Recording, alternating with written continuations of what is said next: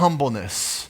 Zechariah 9:9 says, "Rejoice greatly, daughter Zion. Shout, daughter Jerusalem. See, your king comes to you righteous and victorious, lowly on riding on a donkey, on a colt, the foal of a donkey." I picked the Old Testament one because when this was said, I just imagine that moment. Everyone going, "Yay, our king." Donkey? Why would he come in on a donkey? This is so far in advance of it actually happening. And then it actually happens.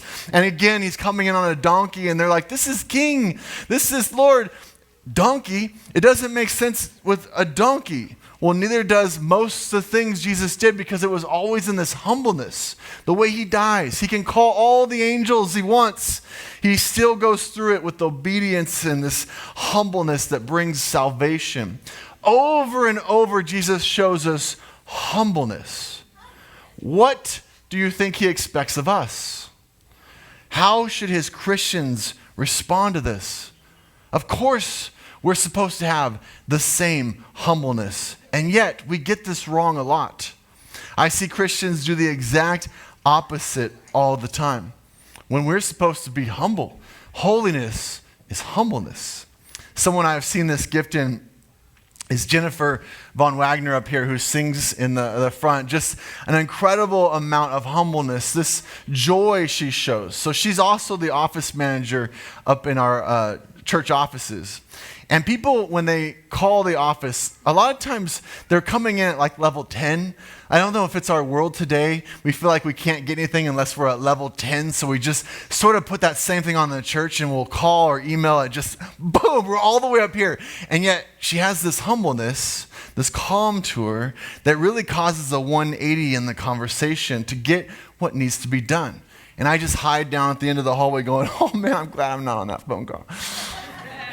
I don't want anything to do with that. Oh, man. But then up here every week, just showing this joy and this humility, and she doesn't always get it back from the crowd. I know it's surprising, but sometimes people just sit there and stare at her while she's giving so much passion and joy, and yet doesn't seem to affect her. Week after week, worshiping God. It's awesome to watch. Jesus was holy. It showed up in humbleness. It should show up in us.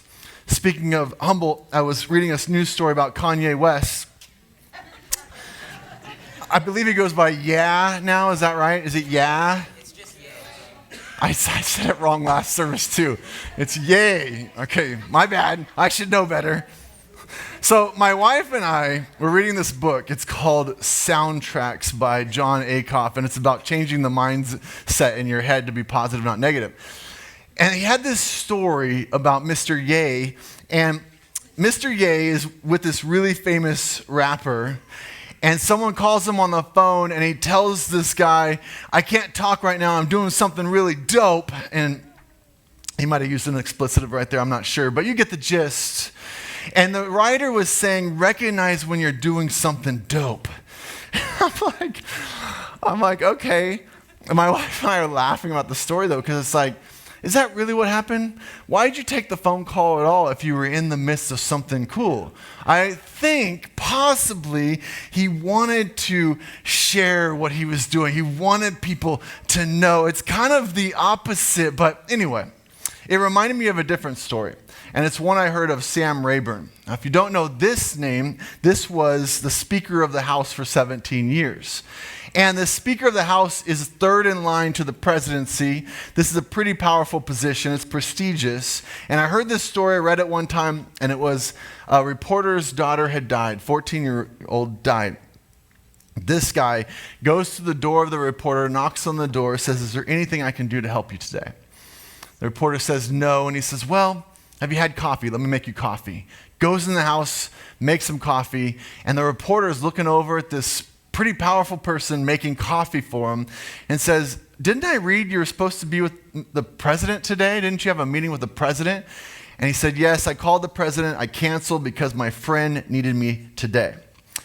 I tell stories like that, the Jennifer story. I want us to not jump to Mother Teresa, Billy Graham. When we talk about humbleness, we sort of put it on this pedestal so high that we forget that it's about just being there for people, being there when people need you. It's the small things that actually show humbleness.